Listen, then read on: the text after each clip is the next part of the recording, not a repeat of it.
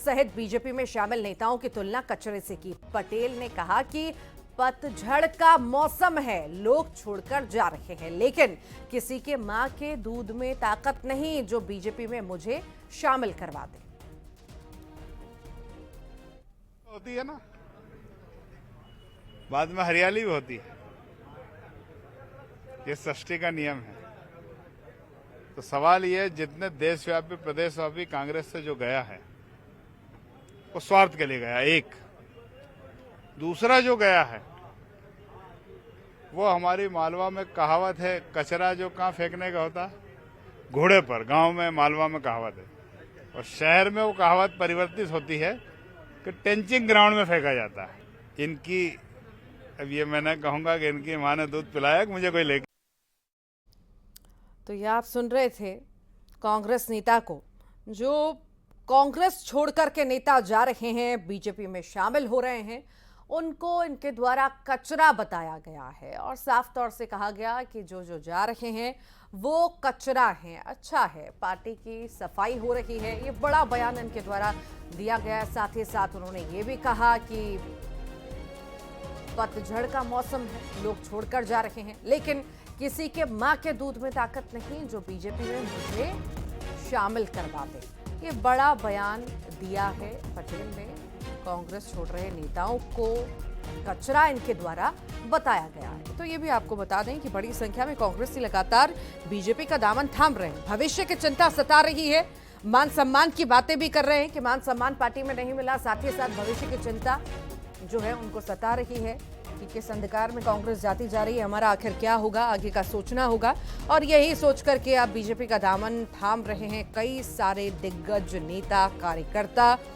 और इसी बीच ये बड़ा बयान सत्यनारायण पटेल का। ज्यादा जानकारी के लिए सहयोगी मिथिलेश गुप्ता हमारे साथ जुड़ गए हैं। मिथिलेश, लगातार कांग्रेसी बड़ी संख्या में हम देख रहे हैं कि किस तरह से बीजेपी का रुख कर रहे हैं। इसी बीच कांग्रेस के दिग्गज कह रहे हैं कि ये कचरा था जो निकल गया, पार्टी की सफाई हो गई। आखिर ऐसे किस तरह से देखें, क्योंकि ऐसी बयानबाजी पहले भी ये नेता कांग्रेस के कर चुके हैं। शायद वही भारी पड़ता है कि मान सम्मान नहीं होता, ऐसी बातें होती है तभी हम छोड़ के जाते हैं। देखिए, सबसे पहले मैं आपको बताना चाहूंगा कि ये बयान है राष्ट्रीय सचिव कांग्रेस के सत्यनारायण पटेल।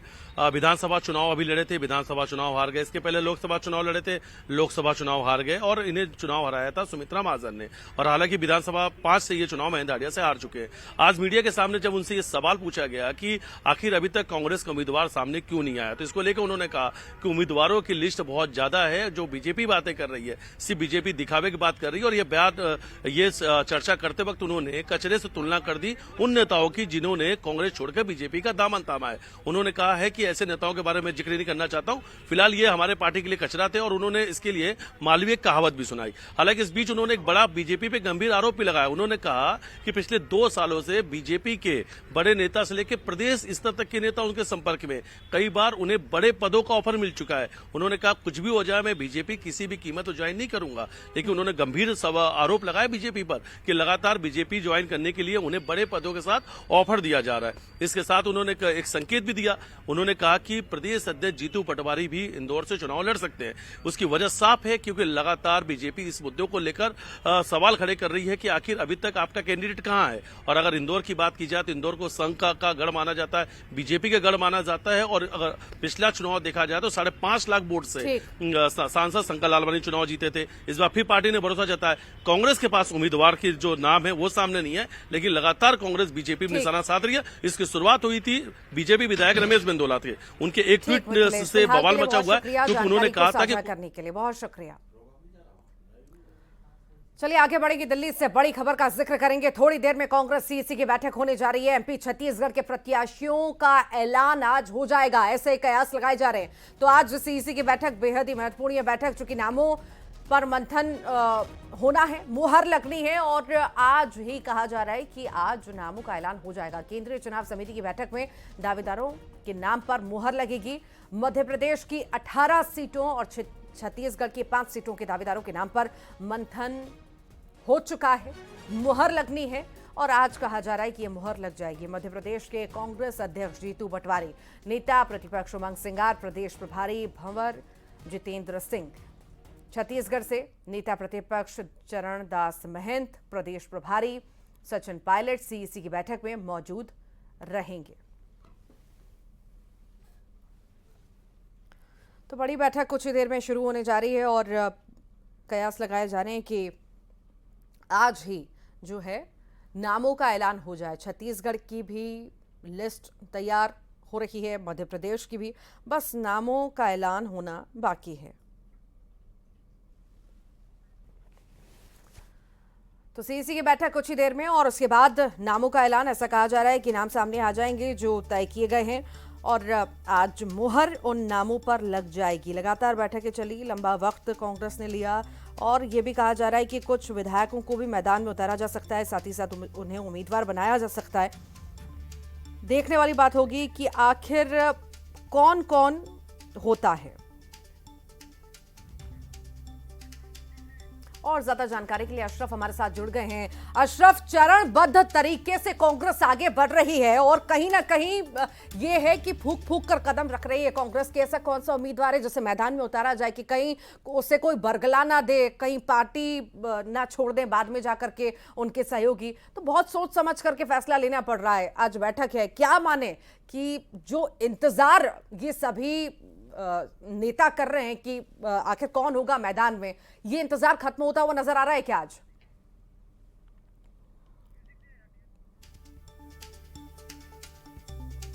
तो लिस्ट तैयार है, थोड़ी देर में ऐलान हो जाएगा। 4 बजे का समय जो निर्धारित किया गया था सीईसी की बैठक, और बैठक के बाद यही कहा जा रहा है कि नामों का ऐलान आज हो जाएगा।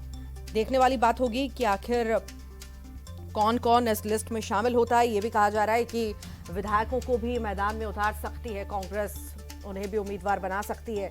कौन कौन से ऐसे विधायक हो सकते हैं, किन्हें किन्हें मैदान में उतार सकती है, ये देखने वाली बात होगी। हालांकि जो संभावित उम्मीदवार हैं उनका हम लगातार जिक्र कर रहे हैं। सहयोगी अशरफ एक बार फिर हमारे साथ जुड़ गए हैं। अशरफ, आपको मेरी आवाज मिल रही है?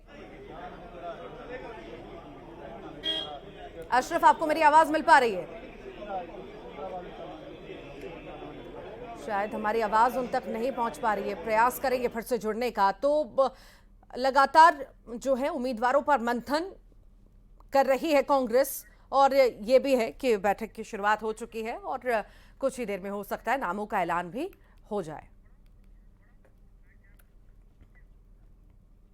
कमलनाथ के गढ़ छिंदवाड़ा को भेदने के लिए बीजेपी ने एड़ी चोटी का जोर लगा दिया है। पार्टी के बड़े नेता लगातार छिंदवाड़ा में कमलनाथ की घेराबंदी में लगे हैं और इसी कड़ी में मंत्री कैलाश विजयवर्गीय भी छिंदवाड़ा के 3 दिनों के दौरे पर पहुंचे। 3 दिनों में वो 6 विधानसभा क्षेत्रों का दौरा कर पार्टी की जीत तय करेंगे।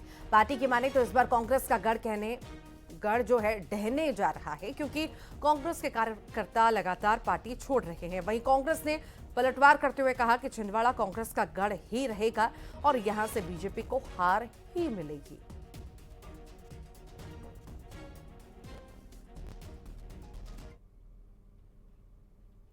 जब जहाज डूबता है तो यात्रियों का आना जाना संकेत होता है।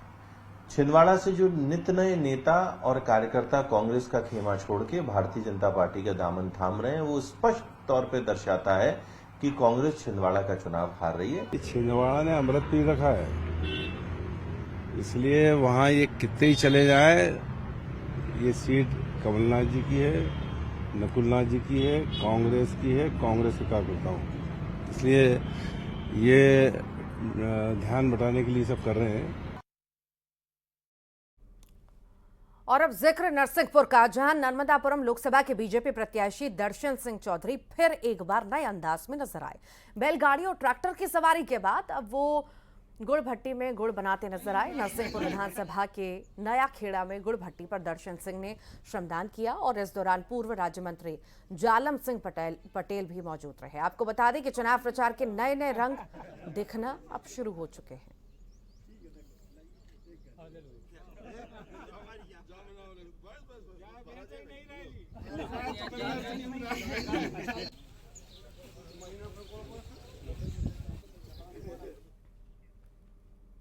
जबलपुर में